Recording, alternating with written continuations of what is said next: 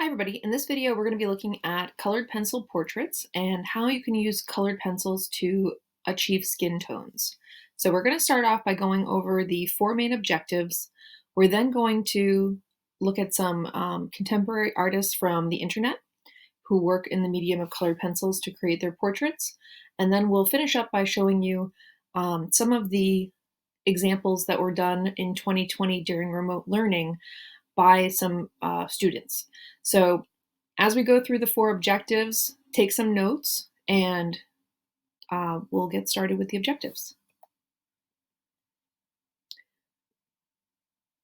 So there are four main objectives for this unit. The first is learning about copyright policies and using copyright-free images, or ideally taking your own reference photos to do this project.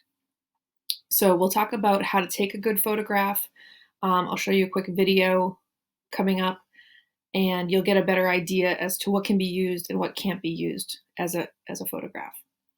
So the second objective is to draw a human portrait with accurate facial proportions. So as you know, getting a likeness is really dependent on the scale of the features that you draw, not only how well they're rendered. Number three, we're going to create a color palette chart and practice color mixing using the colored pencils to create some layered value boxes. And we'll be mixing different colors together and trying them out before applying them to your final drawing. In the final drawing, you'll be using some layering and blending techniques. So those are also an objective on here. So the objective definitions, when it comes to reference images, you really need to make sure that you're creating work that is considered original. So finding a reference image online has a lot of drawbacks. It could be that somebody has copyrighted that image, they own it, and then if you go and use it, you're actually infringing on their copyright. So it's really best to take your own photographs for this project, and anything that you would submit for a portfolio, you wouldn't want to find an image and then copy it and have that be your final product. Because just changing the medium from photography to colored pencil isn't enough of a change to consider that being an original work. So if you do decide to use a reference photo, make sure that you're not using celebrities, because definitely those images are owned by professional photographers. Instead, you could go to a site like morguefile.com, and those are images that people have uploaded knowing that they're going to be used as an artist reference. If you do go that route and you decide that you want to find a picture versus taking your own, make sure that you write the source and credit the person who took the original photo in your sketchbook. That's really important for keeping the work original and crediting the person who took the photo.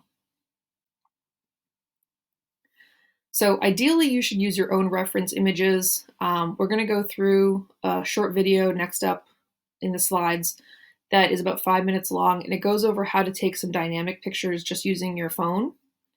So the basics to creating your own portrait photograph.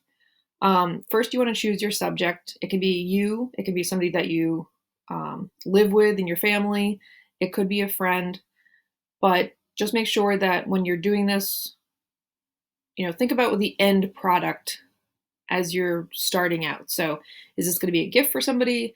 Is it going to be for your portfolio? In which case, maybe you want to do a self-portrait. Or if you're doing a friend, you might consider giving it to the person at the end. So lighting your subject, directional lighting from one side is usually considered best for getting some strong shadows on the opposite side. So if you are indoors, you might consider using a lamp, or if you're outdoors, think about which direction the sun is coming from when it lights the face.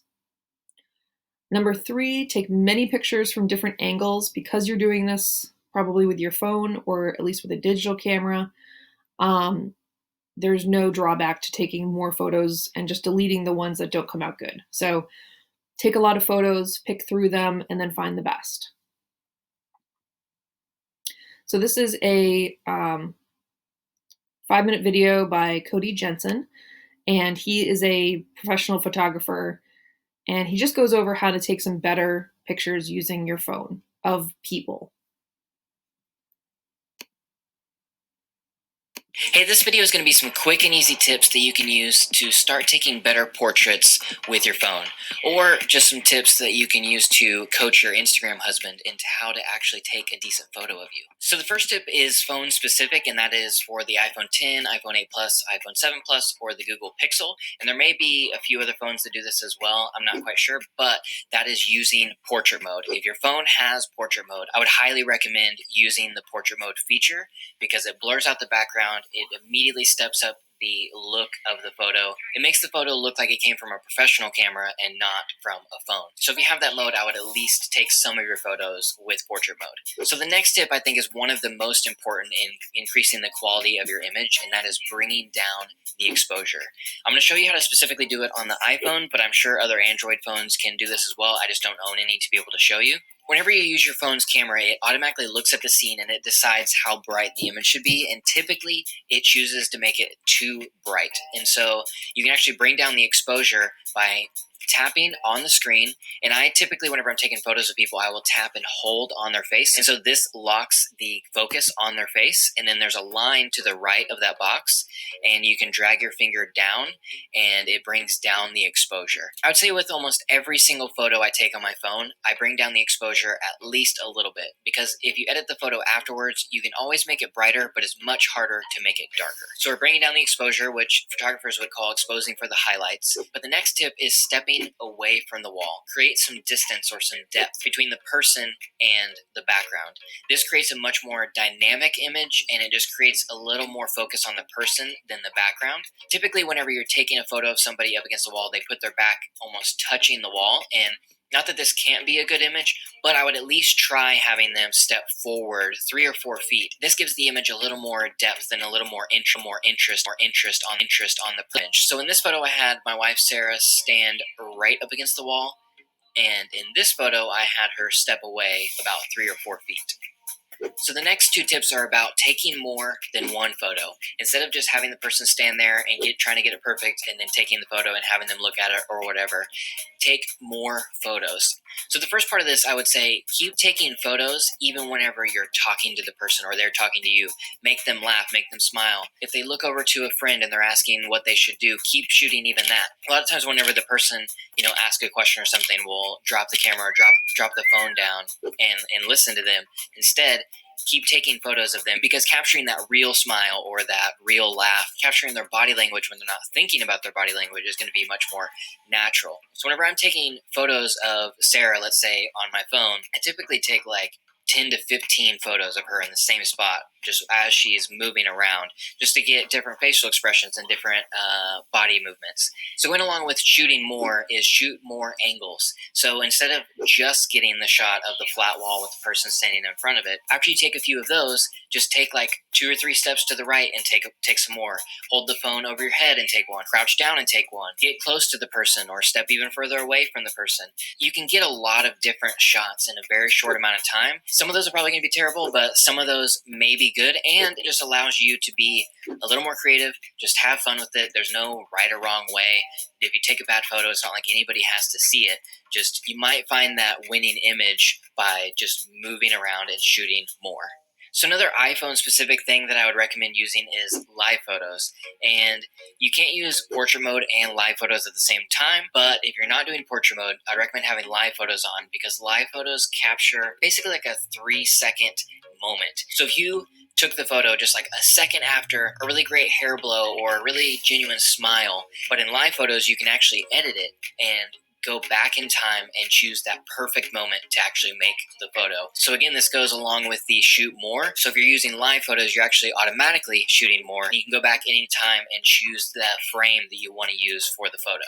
Okay, so those are some tips that you can start using right now to start taking better portraits with your phone.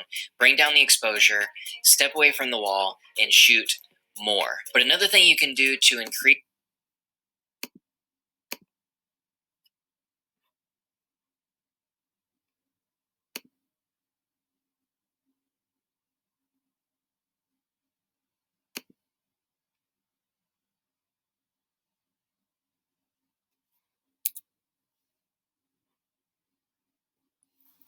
Okay, so that was a quick video that gave you a lot of tips on how to use your phone's camera to take better portrait photos. So next up, we're going to be looking at when you get the photo that you want, how to translate that into a drawing using proportions. So simplified proportions are typically laid out if you have a subject with no expression and they're looking directly at the camera. With this, these are going to change a little bit if you have somebody who's smiling or their head is tilted, or if they're doing a three-quarter turn, or if you're doing an up angle. All of these are going to be adjusted a little bit. So these are only going to really apply if you have this type of image. So the drawing on the left-hand side is what we typically think about as far as the proportions of the head. So you divide it into halves going from the top of the skull to the top of the eye, and that's about half of the total distance for the head. And then from the top of the eye to the chin is the other half. And then from there, you're dividing it into smaller pieces to make it more manageable to fit in the features. So from the top of the eyes to the chin, halfway, dividing that box is going to be kind of the bottom of your nose. And then from that bottom of the nose to the chin, about halfway is going to be kind of the bottom of the lip, the bottom of the lower lip. So with this, this is really only going to be of use if you're having a photograph that looks like this. If you have a photograph that is, like I said, a different angle, turned to the side, whatever, has a big expression, these are going to be less helpful for you. The one on the right I included because it's a photograph instead of a drawing, and it breaks it down into more detailed spacing for the eyes. So the one on the left, you kind of have to guess where to put the eyes in order to get from the eye straight down to the corners of the mouth. The photograph on the right is breaking the head into 5 vertical columns. So you have a fifth from the edge of the head going to the corner of the eye, and then you have the width of one eye, which is a fifth, and then you have an empty space, which is the space between the eyes, which is a fifth. You have the second eye, which is another fifth, and then you have the space from the outer edge of the eye to the other side of the head, which is the fifth part of the fifth. So if you think about this more in terms of if you have room for an eye on the side of your head here, and if you have room for an eye between the two eyes, and if you have room for an eye here, you just think about the head as being 5 eye widths wide, and it gives you some idea about spacing. So if this is unfamiliar to you, feel free to pause this, do a sketch in your sketchbook, but this may or may not help you when it comes to drawing the photograph that you've taken unless it's at this angle. So along with proportions of the face, there's a lot of research done in terms of kind of finding the ideal proportions for facial placement or facial feature placement. So on the left is a sketch by Leonardo da Vinci where he's got all sorts of angles worked out, figuring out the placement and the size of the features to find quote unquote an ideal. Of course, beauty is subjective, but this is a really popular formula that's used for facial mapping. And it turns out that Jensen Ackles actually fits into this really symmetrical, laid out kind of map for facial features. Okay, so that wraps up as much as we're going to go over proportions for this. So the next objective we're going to be looking at is creating a color mixing chart. So creating a color mixing chart, you can do this with any material. You can do it with acrylics, watercolors. In this case, it's colored pencil. And with the color mixing chart, you're just kind of experimenting with how colors interact before applying them to your final. So on the screen here, there is the large example on the left, and that's just using a class set of colored pencils that are Prismacolors. And I went through and just added a little swatch of each color and then was seeing how it interacted with the color on the opposite axis. So whatever you have, let's look at this. So with the first box, we have rose pink, and then the first column is rose pink. So that is just going to be the pure color. With that, it's divided at an angle. So I'm looking at this first box here. It's divided at an angle because I used a clear blender pencil and applied that to the bottom to see what happens when the clear wax from that pencil kind of pushes it into the grain of the paper or the tooth of the paper.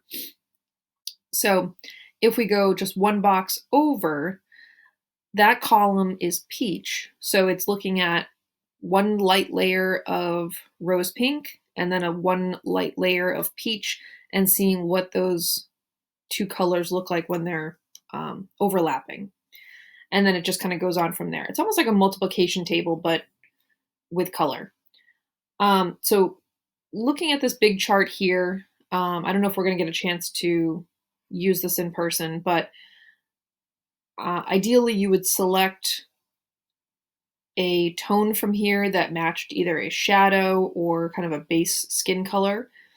And then you would select whatever combination of colors that, best fit yours. And then you would use that as your base color in the smaller example. And I actually have the smaller example behind me here. So this is looking at how you can get different highlights and shadows and what colors you need to create those on the face. We'll be going over this more, obviously, when we get to this stage in the project. So with the pencil palettes, a lot of people go further. They'll do one for the skin, one for the hair, one for the eyes, one for the clothing. We're just going to be doing a skin tone palette to start with.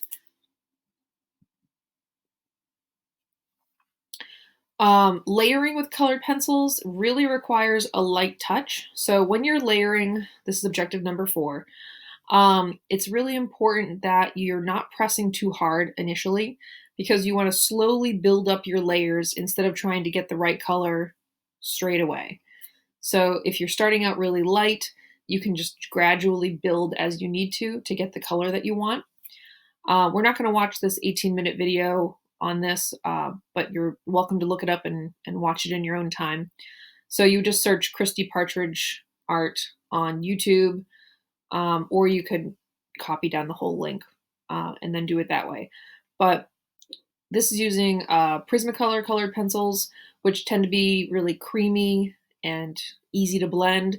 If you're using something like a Crayola pencil, maybe a little bit more grainy or kind of have a grit to it. So the different brands of colored pencils are going to react a little bit differently to this. That's why that color mixing chart is also so important. So you can see what the brand of pencil you're using is going to give you as a result. This is another video. You could look up this artist here. He's actually starting on toned pastel paper, but is doing a colored pencil portrait that starts off with a green undertone. And with this, he's building up the layers and building up the layers to get those hidden values or hidden colors that are under the skin. So the blues for the blood vessels, the reds for the flush of the cheeks, those kind of things. The green is the more like shadow areas. So it's an interesting video. It's only 3 minutes long, and it just goes over how these different levels are built up. This is more like in the grisaille technique of what a painter would do, where you have a foundation level of color, and then you build on top of that foundation. So some examples I found from the internet of contemporary artists. This artist on the left did a portrait of SZA and used it with the permission of SZA. So that's why it's okay in this case to have, a celebrity on here. And then another piece of hers is on the right. So taking that portrait idea and then kind of breaking it down into something that's still like really visually interesting by adding in the different shapes to kind of abstract the figure.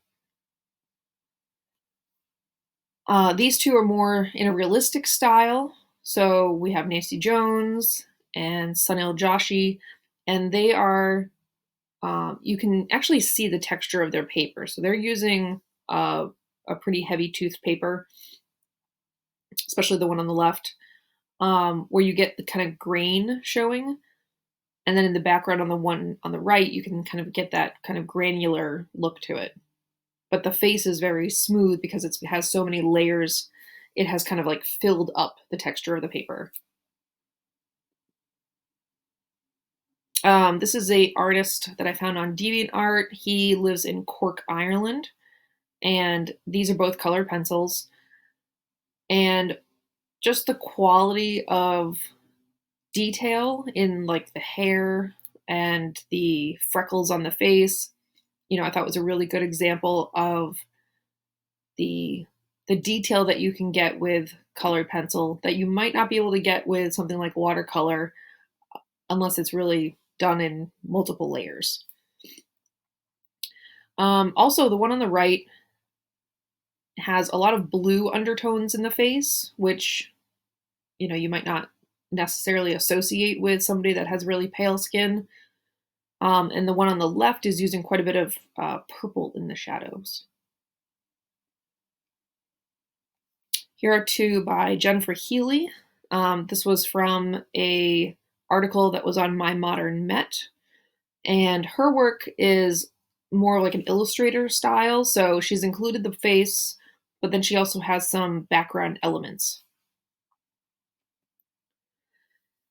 This is a artist who lives in New Zealand. She goes by the tag of Color Queen on Instagram, and you can see why. I mean, she's using colored pencil in a way that is really highlighting the planes of the face by making them different colors.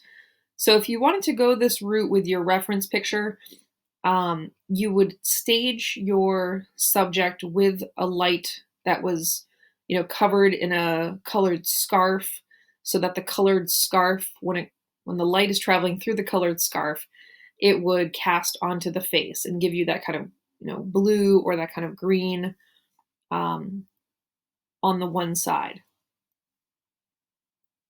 So that's another trick to incorporating different colors into your portrait.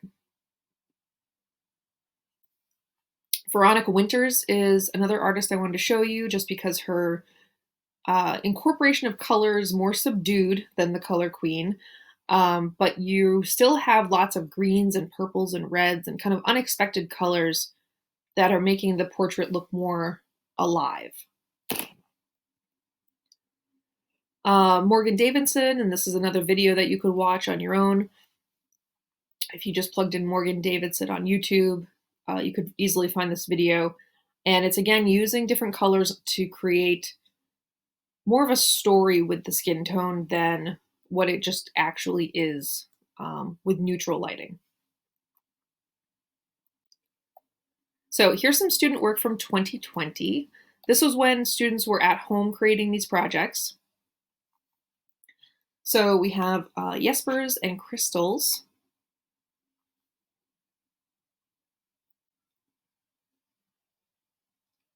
We have one done by Grace and Carolyn.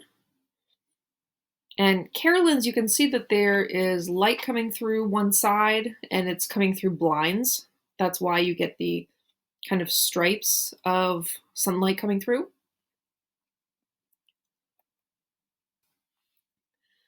And then just to wrap up, project steps. So first you want to either find a stock image and cite the source, or ideally take one yourself. Next, we'll determine your skin tone palette by doing one of these kind of grid experiments. Then we're going to use a just regular pencil, sketch out really lightly on paper the proportions and the facial features. And then generally people start with the background and work their way toward, like, from the top down with a colored pencil portrait, and then kind of slowly build up their layers as they go. And then we'll add in the shadows, and then as you work, you can build up more pressure, but you really want to start light with your colored pencil and progressively get darker, as you would with a regular pencil drawing.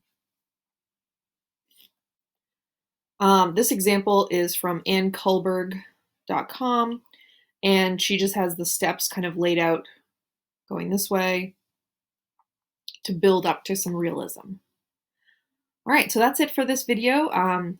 I hope you found some ideas, some interesting examples, not only done by students, but across the internet. Feel free to go through and watch these tutorial videos on YouTube. And we will jump into this with submitting your reference pictures, and then we will go ahead and begin our color study. Thanks for watching.